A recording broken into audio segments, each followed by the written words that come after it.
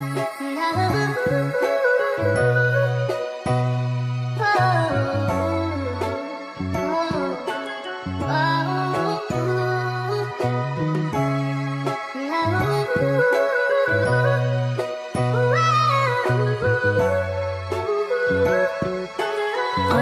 what have you created?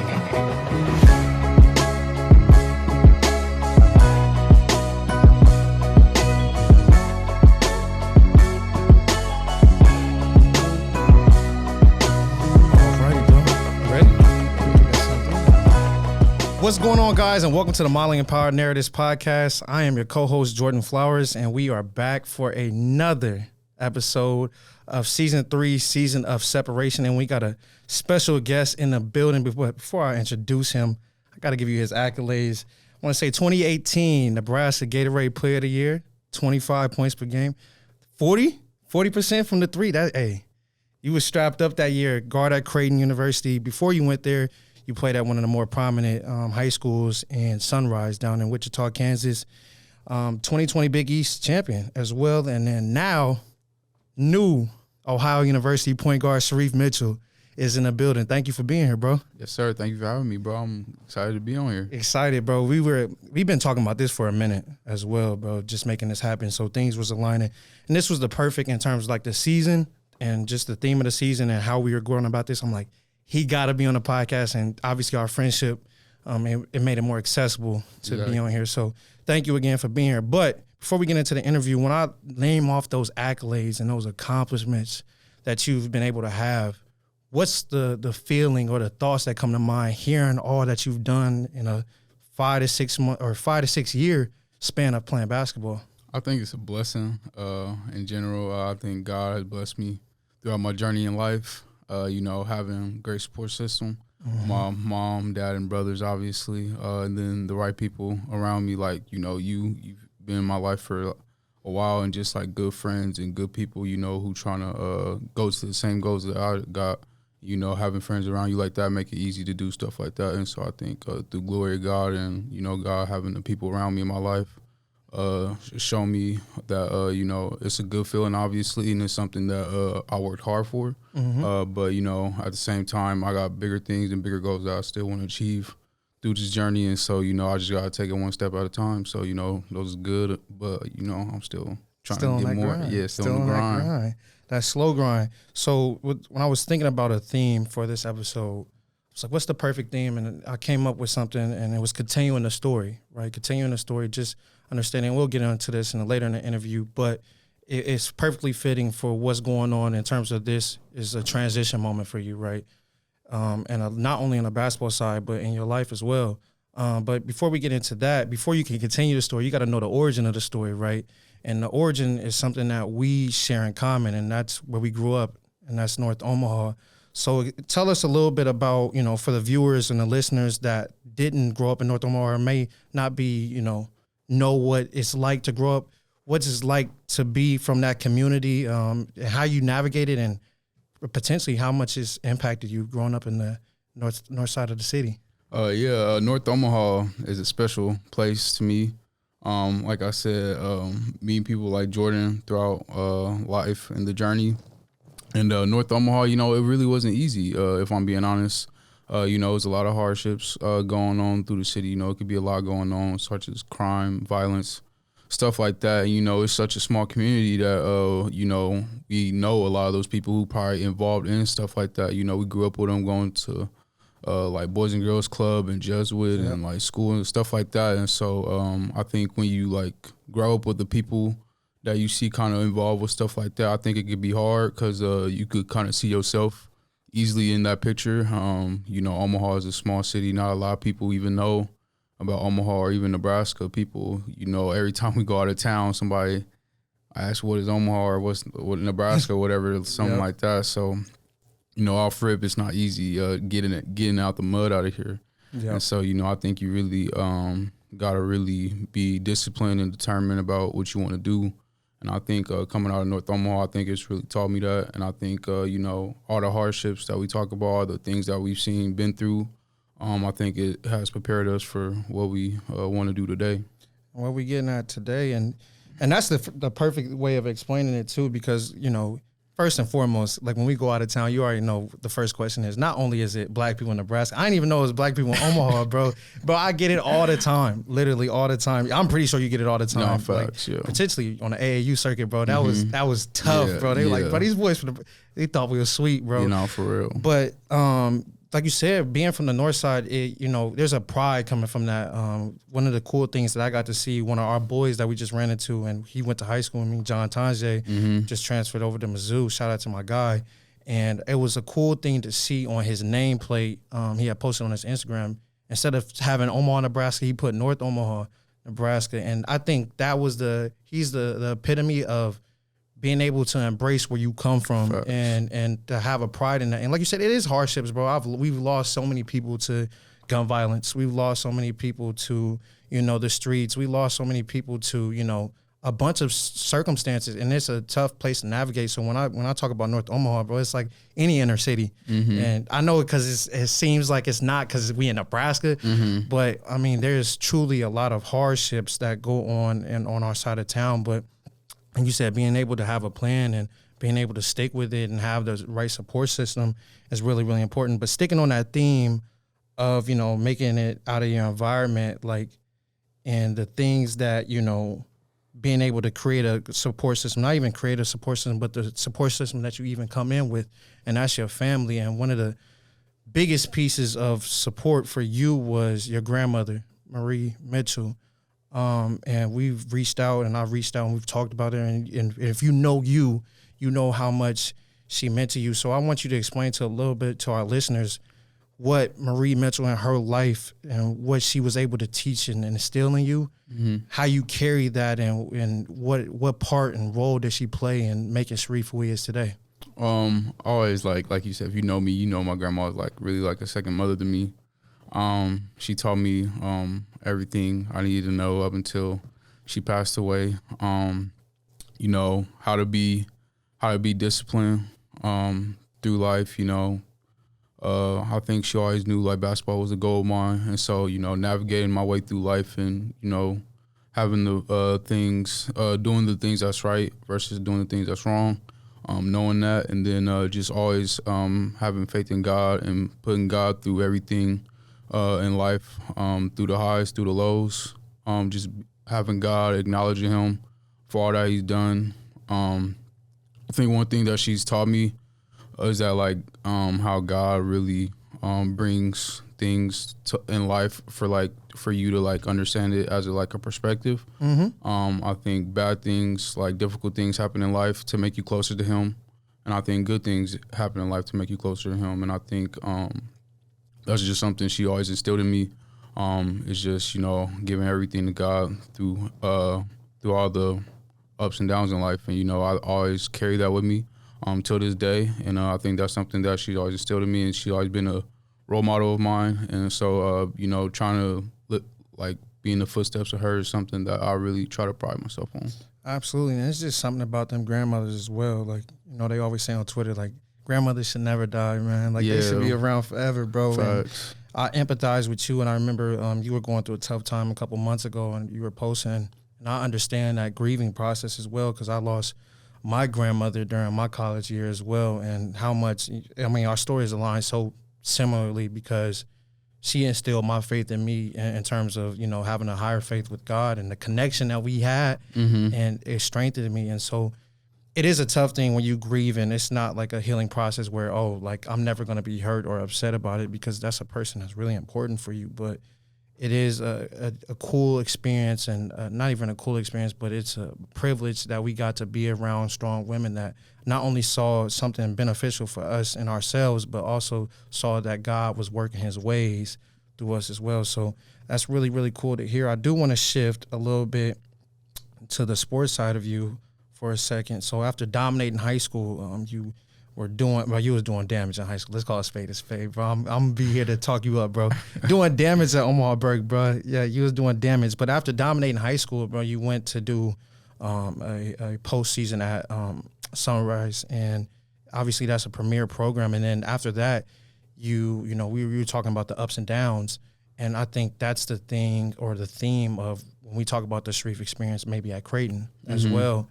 And not even just the basketball side, but the personal side, but sticking on the basketball side of things, when you came back home and you committed to Creighton, there is a lot of elation from the community in terms of like, man, we getting our boy back. He about to put on for the city. And I'm pretty sure you felt that. Like you wanted to be in that environment. One of the things though too is you understand is that over the course of time, people's perception of you might change, or how they view you and what they thought you were supposed to be. So tell us a little bit about, did you at any point feel any pressure from the city, from the people you knew? Because it is a lot of pressure playing at home, bro. It is. Did you feel any of that pressure feeling, playing here at Creighton? And how did you go about navigating that and not seeping into, and letting that affect, play in your game? I think when I first arrived from Sunrise to Creighton, I really did feel like it was all the pressure in the world, honestly. When you think about Justin and Taz, two North Omaha legends, went to the NBA, and I think after that, I was the next one up in the North Omaha. And so, when you got two North Omaha kids who just went to the NBA draft, you want to, not necessarily like you got to live up to it, but, you want to put your name out there. Like, you want to be known that you here too. You, like, want to have your name known. And so, I felt that pressure in a sense. I wanted to be great here at Omaha, in front of friends and family. Just wanted to, be the best version of myself here. And I did feel that pressure. And I even think freshman year throughout the process, when I first was playing, I just like felt all the pressure in the world. Like when I was out there, heart racing, just didn't really even know what to do as far as dribble, pass, or shoot out there. It was just, my mind was going through every phase out there. And so I would say the pressure definitely got to me my freshman year. But I think as the season goes on, as you get accustomed to just being out there, being with the team, and, I think the guys obviously out there try to help me as a freshman calm down my nerves. And I think as I went on through my Creighton career, the pressure lessened and lessened. And so I think, as I just went out through my career, it's not really about everyone else in a sense. And I think not trying to satisfy everyone is how that kind of helped me kind of minimize that pressure and feeling that way. Absolutely. And I think, people gonna always perceive you to be a certain type of way, or what they think you should be doing, or whatever the case may be. That's just a thing of life, and that's one of the things that we talk about on the podcast a lot. And like obviously people knew our relationship, so that's my boy, bro. I'm always gonna post you and the things that you was doing. But coming from the playing in the city, bro, it's tough, and I can't even sit here and talk about it because I haven't experienced it. But the people, when you go out and watch other people that play in their city, bro, like. Yeah, it's cool to play in front of your family. Like, you love, that's what you dream about, your family, all your family being able to be there, bro. But also, the pressures of your friends, the people you grew up with, bro. Like, they all think that they know what you should be doing out there on the court and how you should go about it and stuff like that. So I can only imagine, bro, and I can only sympathize with you, bro, because that's so hard. And even for, as your friend, like, that was hard for me to hear when you was kind of going through your ups and downs. To hear some of the things like people like trying to turn on you or stuff like that. And obviously I know you got a mental fortitude and you're good enough with yourself to know, like, yeah, that kind of affects you sometimes, but you get back to the point. Exactly. But it is like you said, it is some pressure with playing back at home, but you've been able to navigate that. But I want to stick on the theme of pressure and adversity, because not only, at your time at Creighton, you 2020, y'all won the championship. That's a great program what Coach Mack has been able to build there. But there's two things that, in terms of when I think about Shereef Mitchell's Creighton career, it was the injury to your groin. And as a person that went through a leg injury, that was, with tearing my hamstring, I understand, bro. Like, you can't play sports without your legs, bro. Like, that got to be right. And particularly with you, bro, like, you're talking about your groin. I don't think people know, like, the physiological stuff, or you can't slide, cut. I remember even watching your first game back against Nebraska. I remember watching that game, And I remember you had that nice little turnaround like jumper, bro. Yeah. I was like, oh, he looked good. And I seen you kind of start to favor it. Take us back to that injury, bro, and how hard, what was the mental like in terms of how did you deal with that? I'll even take this back into that 2021 season where it was COVID year and we was in the bubble and we made it to our first Sweet 16 in Creighton history. And coming from that, I played really well in that. And that was something that I looked upon as taking a step forward too. And so going from that March run into kind of into that summer, it was just a rough path. Obviously started off with the death of my grandmother. That made it difficult to begin with, and then actually 3 weeks prior to that, I was having foot problems, and I later ended up having a stress fracture in my foot before my groin injury. And so even just coming back from like those mental hurdles and then learning to hear about my groin literally a month after I just got back cleared from my foot, it was just all hard. It was very difficult, especially around that team that we had coming in that year and the expectation. Everyone was young. We had a lot of freshmen and transfers. And so I was looked upon to be as a leader because I was the one who kind of was accustomed to how things was going at Creighton. I've been there for the longest. I was kind of looked upon as the vet. And so kind of not having that year there to where I could have probably shown my leadership, shown that I belonged there and not really have that opportunity that I would always look forward to as a collegiate athlete. It was tough. It was hard. Every day you just wish that you could have done something in the past to, figure out how you could avoid the injury. But like we talk about, you got to move forward. You got to, move on to the next step. And I think at that point in time, I had to either decide I could keep being down on myself, or I could turn this around and shift my mental and, try to come back stronger than ever. And I think when I was going through all that, I just, knew I had came too far. It's obstacles through the grind, through the journey. And I think how you go about it is what it's all about. And I think, getting up, you know how it is with the rehab process. The rehab process is tough. Brutal. So really just taking it day by day with the rehab process, having that faith in God and just knowing that brighter days is gonna come is really what got me through that phase. And it got me to where I am today. Absolutely. And I think people don't understand, like, particularly when it comes to like college basketball, like that rehab process is, call a spade, bro. It could be a bitch, man. And I not to cuss, but that's my one and only cuss word for the day, bro. but that's the crazy thing, bro, that people don't understand. Like, it's not even really particularly the injury, because when you an athlete in college, bro, they, depending on your training staff, but I imagine y'all have a really great training staff at Creighton. So you gonna get right physically, and you got that push to want to get back out on the court.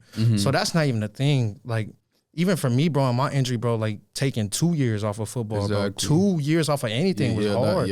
And for you, bro, like battling back-to-back injuries like that, I mean, that's a super tough mental battle that people, I think, don't understand when you playing at a high level, bro. Like, it's not even really particularly the injury. It's like you get that self-doubt start to creep in too. Like, am I going to be able to play the same way that I played? Am I going, and then again, like a dynamic sport like basketball, where you stop, starting, cutting, like there's so many like herky-jerk moves that you making, and you got a leg injury and a foot injury, bro.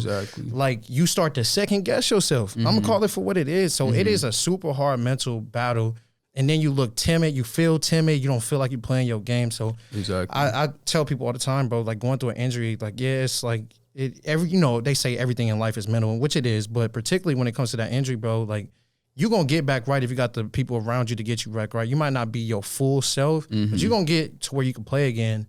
But it's just the mental side of it, bro. Like, the grind just to get back to where you was, bro. Like, there's a grind, not even to get better, but just to get back to who you was, bro. So I tell people all the time, bro, that injury, that ain't no joke to be playing with. So it's not.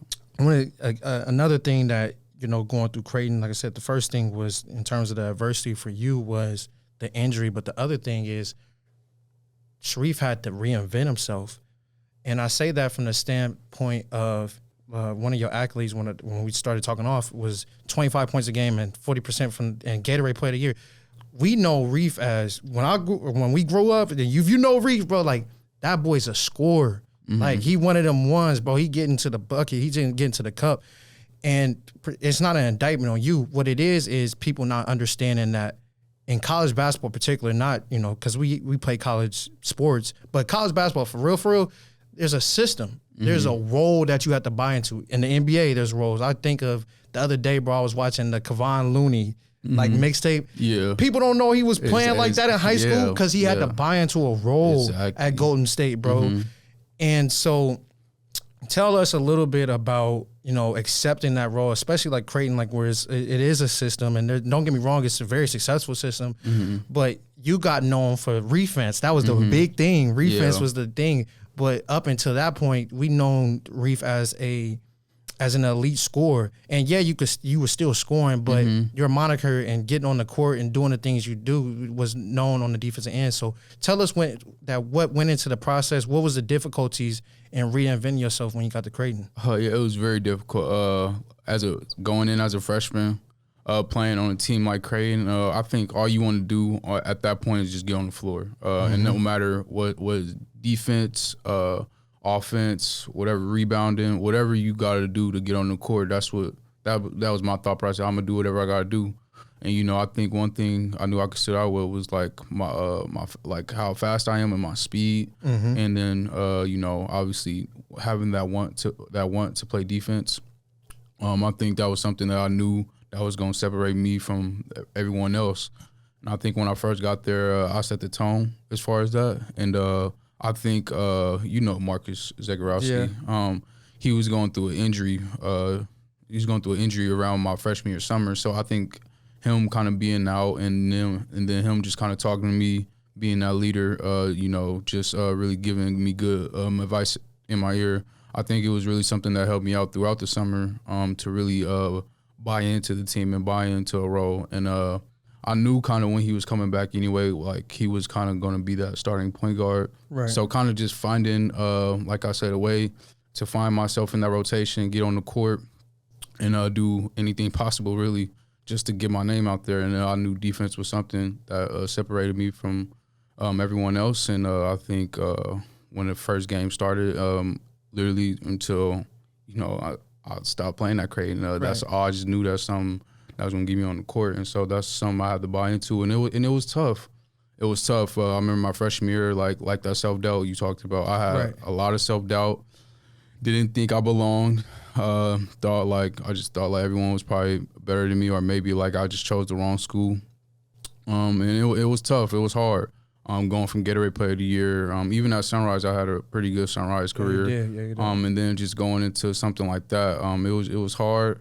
But it was something that, like we talk about, you got to respond to it. You got to find a way and adjust. And I think that's something in college, as a college athlete, you just got to learn to adjust and, find your role, like what Patrick Beverly said in a video I seen on Ball's Life. He said, find your role, find your niche. And I think that's even something in college you just have to buy into if you want to see the court. And that's something that I have to do. Yeah, man, and that's the thing, bro. It's particularly, like I said, about basketball, because, I can't empathize with you in terms of, like, college sports because I play QB. So, like, all the pressure on the QB, bro, to make the plays and stuff like that. You got to know everything.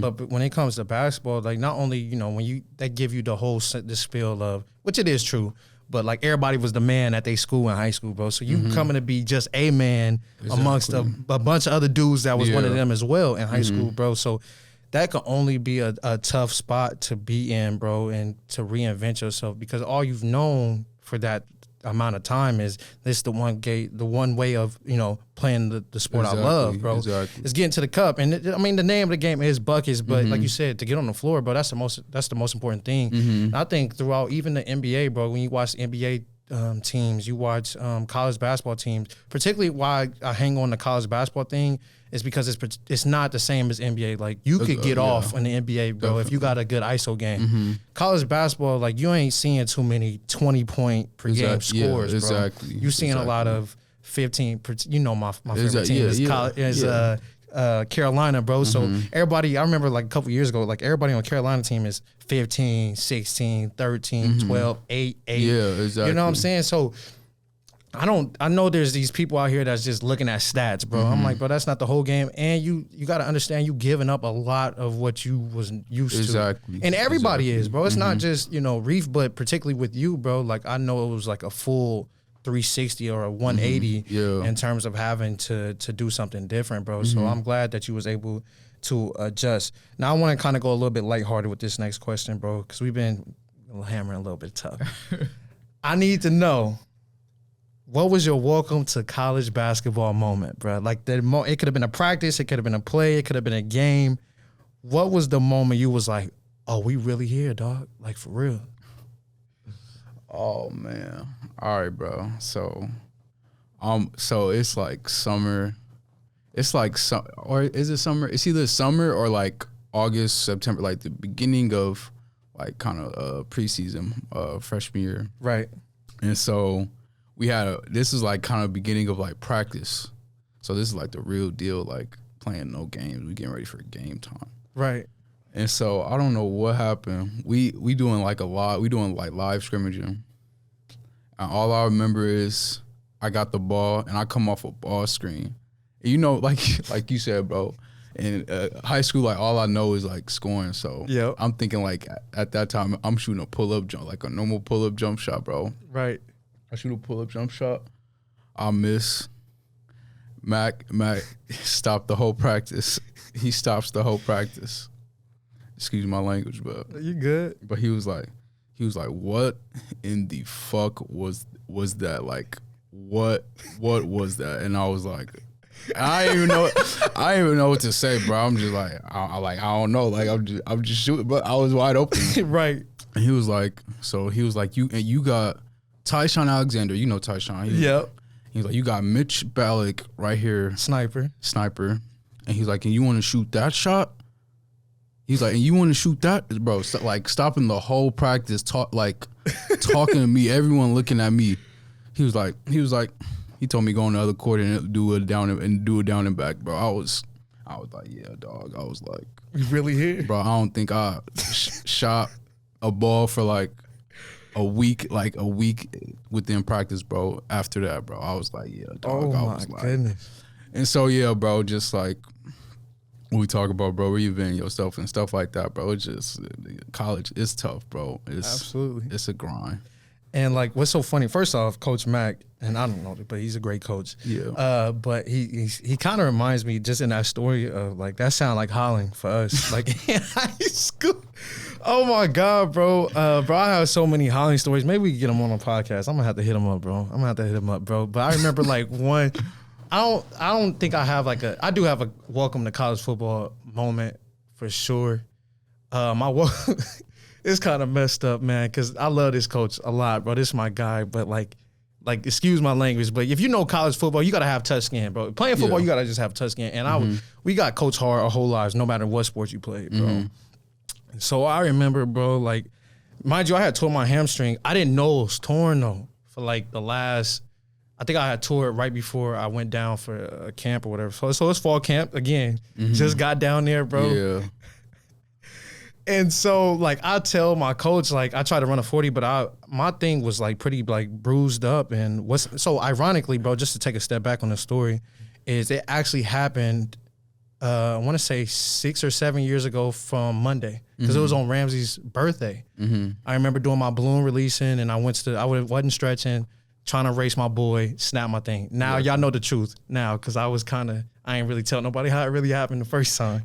But, bro, I remember going down there, bro, and I was trying to run my 40. I'm like, bro, I cannot run. Like, I'm barely walking, bro. So my coach, Coach Mack at the time, great office of mine. Like, he was probably the best coach in terms of, like, schematics that I had. And he was just the OC at Tulane, bro. Okay. Did a great job out there.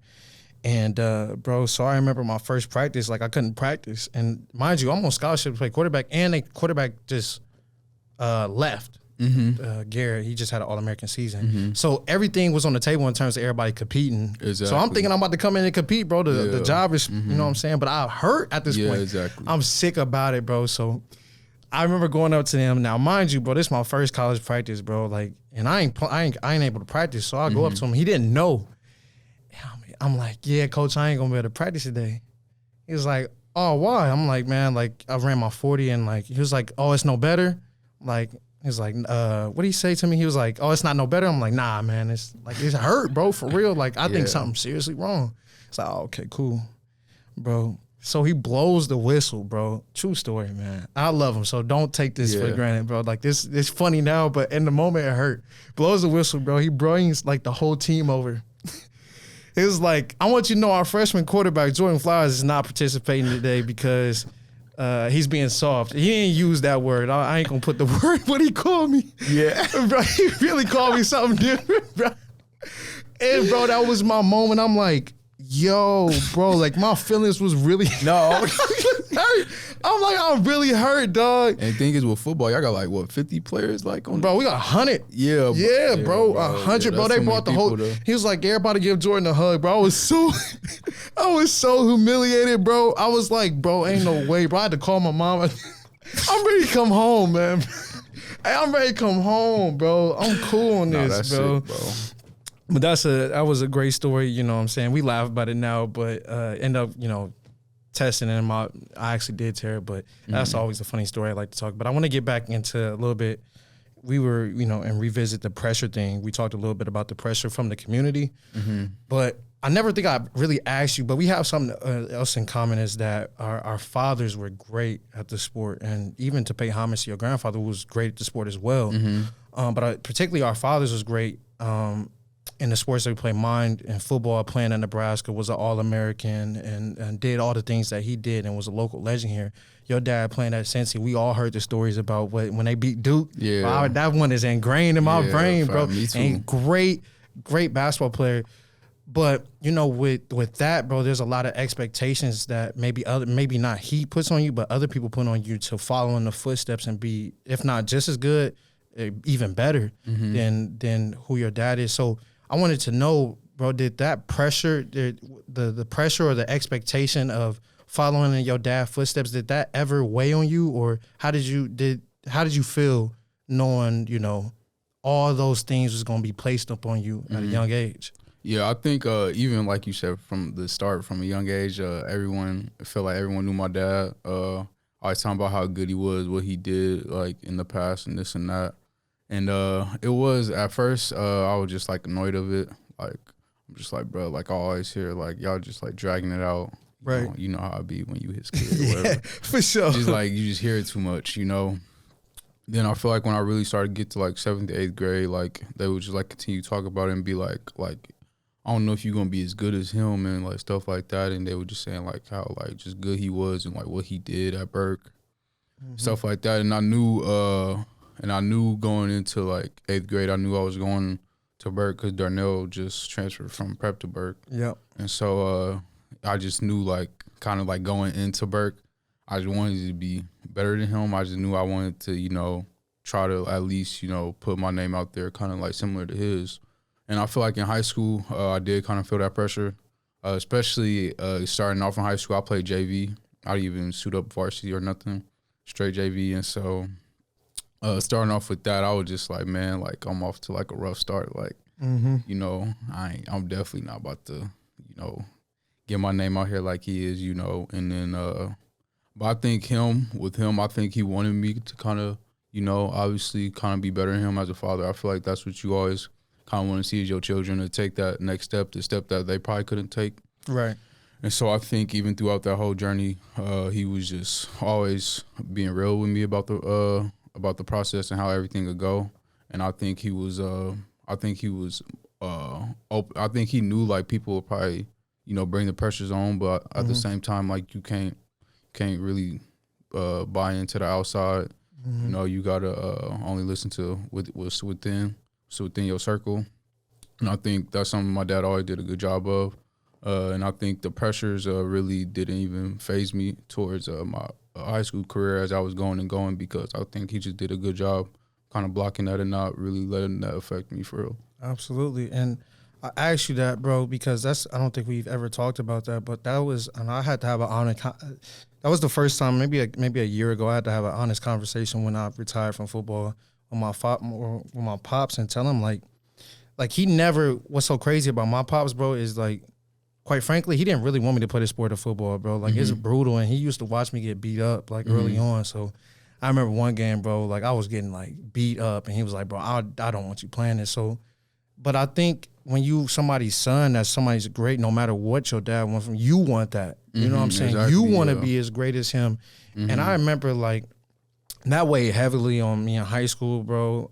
That weighed heavily on me in college, bro, to know all the things that he accomplished and like call a spade, bro. Like him being an All-American, bro, the bar was high for me. You know what I'm saying? And I felt in a lot of ways, bro, even though I had a great high school career and, got a great scholarship to go to play where I played, like I still felt like a failure, bro. And it's not even because he thought that, bro. It was just like you wanted to be better than him, bro. And I remember like the outside pressure had got to me in this one moment, bro. And I won't say the sports reporter's name, bro, because I'm not going to do all that because we're not in the bashing people here. But it was a sports reporter, and anything good or bad I did, bro, I was always going to be attached to him. So I remember the headlines. I still got the newspaper, believe it or not, bro. It says, my junior year, it said, Central stays undefeated despite Flowers' struggle. And I mean, it's huge. And, bro, like, I was 16 at the time, or I think I was 15 at the time, bro. Like, that was devastating, really, to hear, bro, and see that in the news. Everybody gonna read this, bro. Exactly. And the first line says, son of Nebraska former Nebraska running back Leotis Flowers, and then my name. Exactly. So it was like a double whammy. Like, not only are y'all, like, which I wasn't playing good, so I understand, but, it was like I was so, like you said, like, you get annoyed always hearing it, bro. Exactly. And then, like, in that light, it was like, I'm getting attached. He was great, and I'm getting attached to it in a way where I'm not living up to the expectations, bro. So I remember how damaging that was, and I had to tell my dad, like, you never pushed for that, but, like, I wanted that so bad. And it really, I'm not going to lie to you, bro, it ate me up. It ate me up, bro, a lot. So, like you said, like not letting that outside noise and being good within yourself, and to transition to that's a perfect segue into the next question, is that no matter who believes in you, whether it's your mom, your dad, you got a younger brother, you got an older brother that would lead the way, you got friends, family, no matter what, there comes a point to you have to believe in yourself. And that's one of the things that we talk about on this podcast is nobody to accomplish what you accomplish. You can't just have other people believe. And that's good for supplement purposes. But you got to know that I'm one of them ones, bro, to accomplish the stuff that you've been able to accomplish. So do you remember that moment where you felt and knew that you could play basketball at a high level? If I'm being honest, like just going out through like my whole AAU career, I really kind of, when I wasn't getting offered from my 15 year to my 16 year, and like it wasn't even like D2s offering me or nothing. So I'm just kind of I was at that point like, man, like I don't know if I'm gonna go like Division I, like I don't like I might like have to go to like a Wayne State, like a Kearney, like that's where like my mindset was kind of going. I'll say after my sophomore year. Shout out to them, by the way. Yeah, shout out to them programs. No, but keep the team. Definitely. But so yeah, and so literally kind of going into my after my sophomore year, I kind of had a good spurt my sophomore year. At like the end of my 5 games, I was averaging like 23, and so I just knew from my sophomore year going into that summer, I just knew like I knew I was capable. I probably knew I didn't know I was probably capable, but I knew just something I wanted. Like I just knew I wanted to play Division I, and I think that summer I was coming off a really good summer, and then going into my junior year, that's when Darnell won and like was all leaving, and so Burke was really like nothing. Open, yeah, it was open season for real. Yeah, and so I just think around that time, just like like we talk about taking it day by day, the process, the slow grind. I think that's something that just I have to stick with. Being a guard in college, 6 foot, it's hard. It's just hard to get offers, and so you can't really just dwell in like the moment and you not getting what you want, but just keep going and achieving to where you're trying to get to. And I think after my junior year, when I made first team All Metro. I think I might have made second team all state. I really don't know, but that's when I kind of knew I was like, yeah, like I was like, I'd really just felt like no one could like really guard me. I just felt like it was something that I wanted to get known, not only like locally in the state, but like nationally. Like I feel like I was that good to put my name there nationally. And then after my junior year, that's when I played with, I want to say, that's when I played with Anthony and the book and them. Mm-hmm. And that was a tough, that was a tough team. And so playing with them obviously helped me get a lot better. And running with them, they made me a lot better. And I just think after that, I just wanted to take off and kind of just be better than everyone. And I think that's something that kind of still drives me. Absolutely, absolutely. Like having that moment of belief, bro, of understanding, like, man, bro, I'm like, and it ain't even in a way of like, I wouldn't say I hate when people say be humble, because we both have humility, bro, just from the family structures that we got to, and understanding that this can be taken from us and we led by God, bro. So you have a sense of humility that, like, bro, I'm thankful for and grateful for everything that I'm doing right now. But I mean, one of the things that I understand and when I've been able to attain is like, you got to really believe that you good at this. Like you can do it, bro. And it does. I mean, it's a tough thing, bro, because there's a bunch of people that, especially within our community, that's crabbing a barrel, like, you know what I'm saying, in the sense of, like, they see you believing in yourself, they don't really like that. Like, and I'm not here to bash them, but it's a hard thing when you show belief in yourself. You actually put in the work, because that's where the confidence comes in, is you put in the work. Exactly. But certain people is like, nah, you shouldn't have that blessing, bro. Like, he not really that good. Like, he not this or that. But it's a tough thing to really, really know at the end of the day, bro. I got to believe in myself to get powered through this, bro, because one of my things that my dad always tell me is, bro, it's only one person that lay that head on the pillow, bro. You got to be good with yourself at the end of the day. Exactly. So that belief in yourself is really, really important.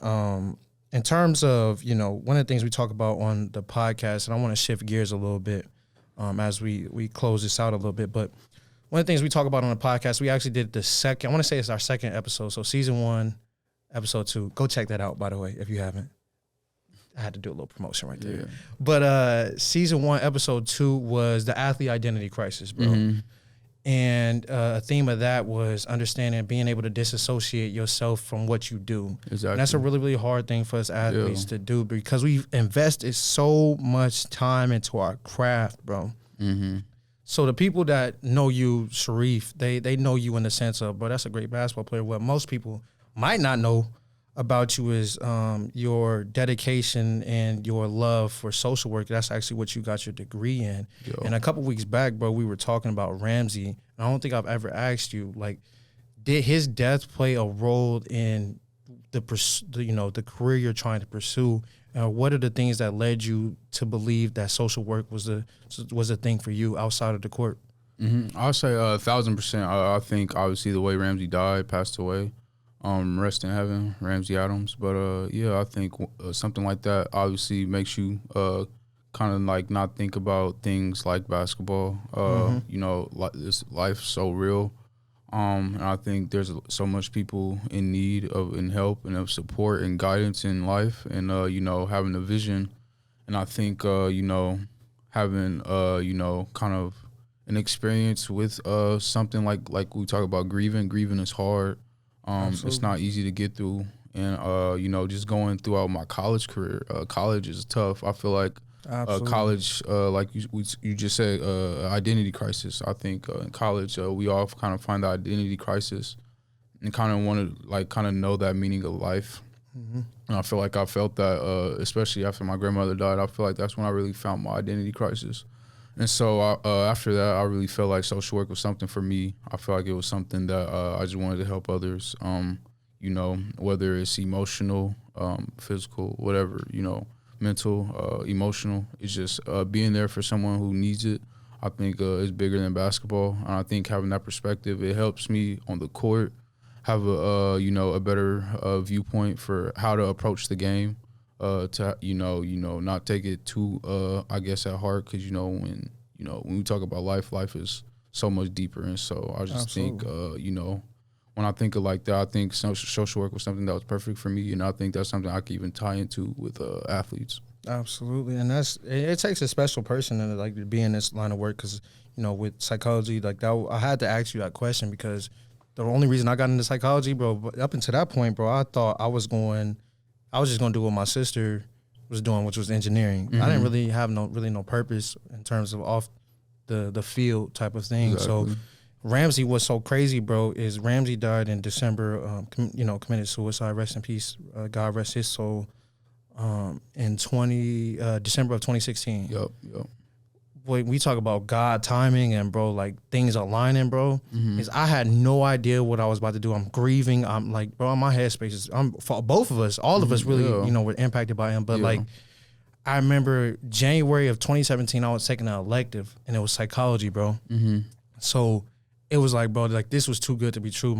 Our brother had died in 2016 to suicide. I'm grieving. I'm trying to figure out what went into that, how he was feeling, how could I have been a better help, and the guilt and the shame with that. And then psychology pops up like as one of the classes I'm taking as like my last semester of high school, and that's where I like was like, what, bro? Like this just aligns perfectly. So that's I wanted to let you know, bro. That's why because we're like I said, we're so in tune with our faith. We don't think that anything happens by accident.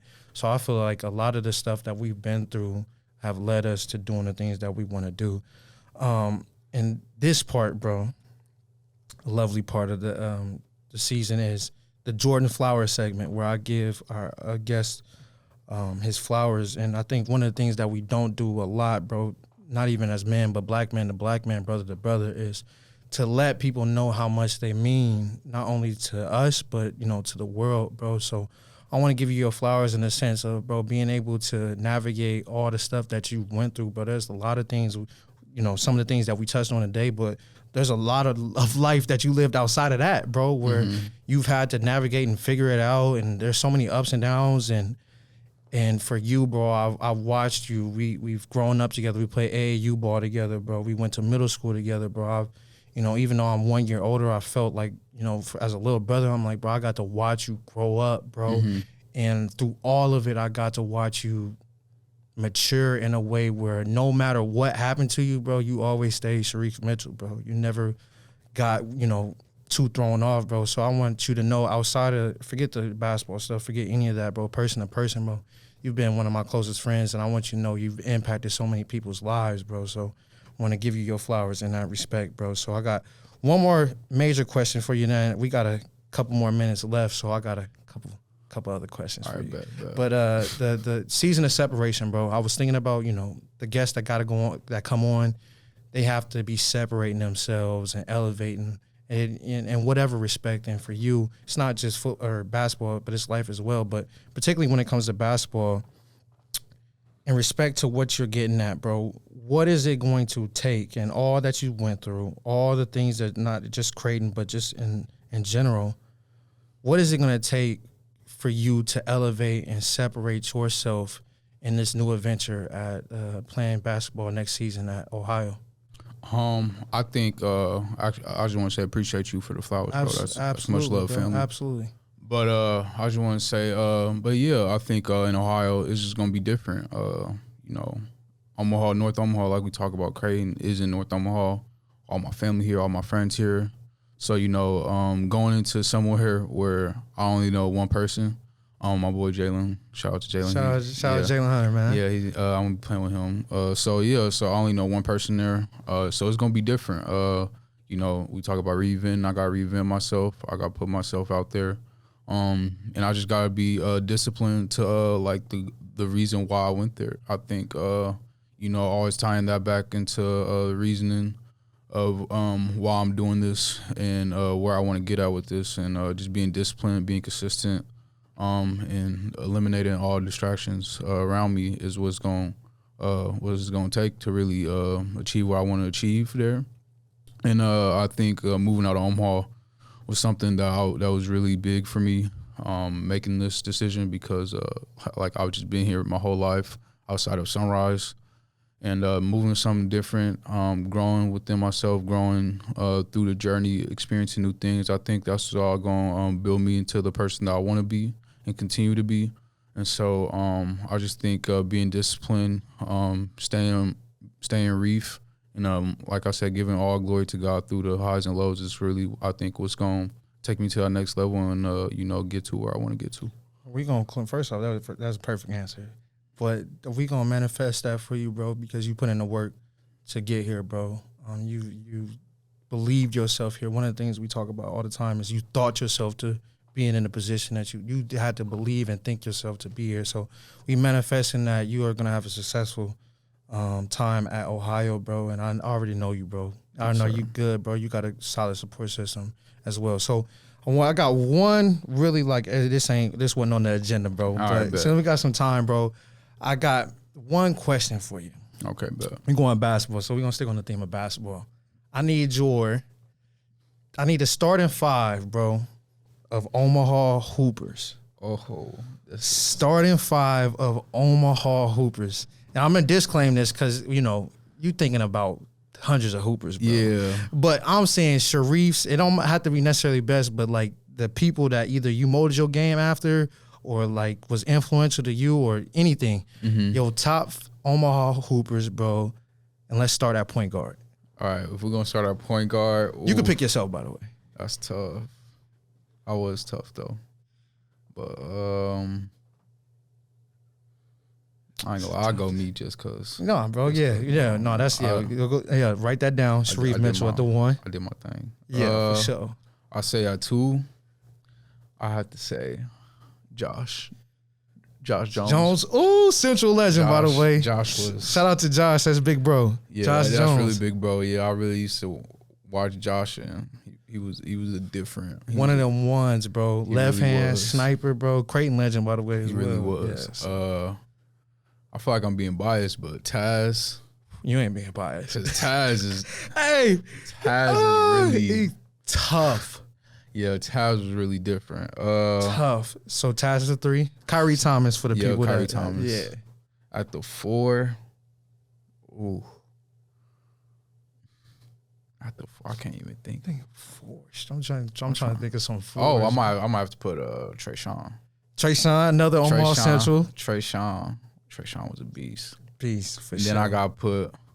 See, this one tough because it's either gonna be between JP or Koi.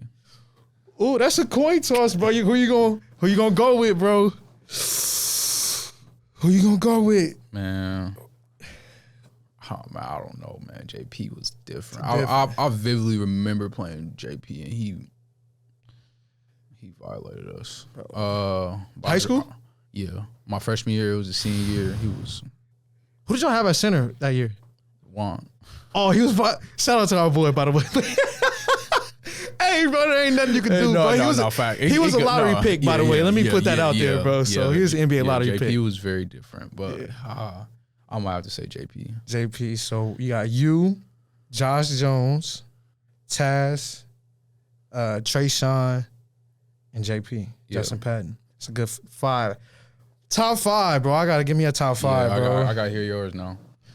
Ooh, I'm gonna be biased, bro. Cause I gotta rock with my Eagles, man. Shout out to all my Eagles out there. You had two Eagles. You had two Eagles on my list, bro. So at the point, I'm trying to think who I would have at the point, bro. I'm cool with, he didn't play point guard, but he was a great distributor. I mean, I guess you could say he was a combo guard, but I'm going to go Tradeon. I was thinking about Tradeon. Yeah, Tradeon. Yeah, I'm going to go Tradeon at the point, bro. Yeah. Locks. Yeah. Straight clamps, bro. I actually got a funny story with Tradeon, bro, because, he used to hound us. I'm like, bro, I don't even want to play around you. Hey, if he was guarding you, bro, you like just going to give up the ball, facts, though. No, that's really. He made open gyms not fun, bro. I'm like, bro, I can't even do nothing, bro. Let me pass with the ball. Man. Most of these people gonna probably be from Central, bro. I ain't gonna lie to you, but I mean, let's go two. Ooh, that's a tough one, man. Oh, it's a lot of tough twos. Tough twos. I can go like a Jalen Bradley. I can go Norfolk. I could go that. You know who I was low-key thinking of besides Josh was Deverell. Oh, yeah, my fault. Let's just do a Central starting five then for me. Deverell. Let's go Deverell Biggs at the two. I'm gonna go. Let's just make it a Central starting 5, bro. I'm gonna be too biased. Yeah, bro. All right, so I got Tradeon at the 1. I got Deverell at the 2. By the way, all went to Omaha Central, so we gonna try the 3. He didn't play the 3 probably in college, but again, he like a combo guard who I molded my game after, bro, and like he was just so influential for me is KJ. I was figuring you was gonna say KJ, yeah. Bro, KJ Scott, bro, played at Texas Southern. Like, actually, bro, went off against North Carolina. Yeah. In the tournament, bro. Bro, KJ was one of them ones, and just the whole aura around that Central team, bro. And I'll get into that after that. But let's go 4. Gotta go Trayshawn. Gotta go Trayshawn, for sure.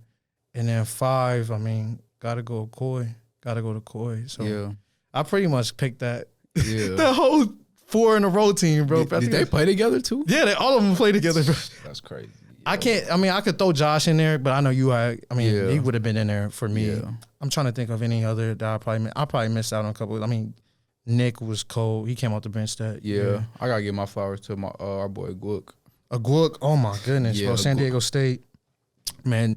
And what he did at South, bro, was he terrorized us. I want to say he went for like 25 and like 15 against us. Did he win 2 back to back? Did he win in his senior year or no? No, Norfolk won. Okay, yeah. I was so hot. Shout out to my boy Logan Strong. Yeah. But we had beat them 2 games or right before districts, bro. We had beat them by like 20, bro. Yeah. And then to watch them, I'm not gonna talk about why we didn't get to, or we made it to state, but why we lost, it was my fault. But we ain't gonna talk about why we lost. But I was like, when they won, obviously. Remember, Ed got hurt. I do remember. I vividly remember. Ed got hurt. Yeah. So I thought Papio was going to win, bro. Papio, him and Ayo. Shout out to my boy Ayo as well. Yeah. But yeah, bro, he was one of them ones, bro. So yeah, that would be my starting 5, bro. Maybe, and I was just talking to somebody the other day too. Like, I'm like, bro, if they ever make a Central film, like in terms of like what that 4 in a row team. Yeah, bro. And by the way, shout out to all you guys, because, you know, the Trayshawns, the all them. Because Trayshawn's Tradeon, DeAndre, I forgot about DeAndre, Nick Billingsley, all the people like Acoy, all them. Because my freshman year, we was going for 5 and we fucked it up, bro. And we messed it up, bro. Barons was like, oh man, it was so much pressure on them, bro. By the way, I think the greatest Omaha coach. Oh, 1,000. I agree. Yeah, for sure. Barons, but if they ever make a film of that 4 in a row team, bro, because like the aura around them, bro, like the girly socks, bro, what we was wearing. Yeah, didn't they have like the hair, blonde hair, bro?